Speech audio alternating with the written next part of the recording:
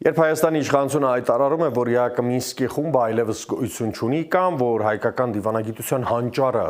Արարատ Միրզոյանը Անտալիայում ասում է, որ պատրաստ ենք ստորագրել լուծարման մասին փաստաթուղթ,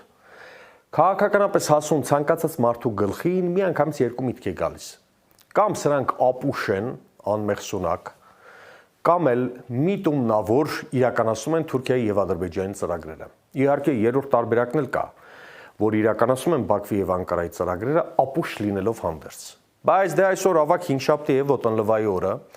քրիստոնեական ողորմածությամբ ասենք Տեր Աստվածների նրանց քանզի չգիտեն ինչ են անում։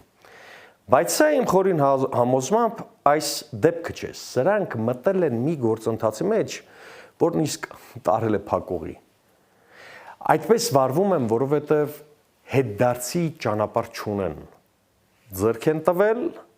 պիտի խաղան մինչև վերջը։ Սրանք այրել են բոլոր կամուրջները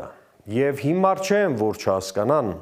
ցանկացած արգելակում կամ ճանապարհից հետդարձ նշանակում է, որ հայտնվելու են ճաղերի հետևում եւ նվազագույնը դատապարտվելու են ցմահ ազատազրկման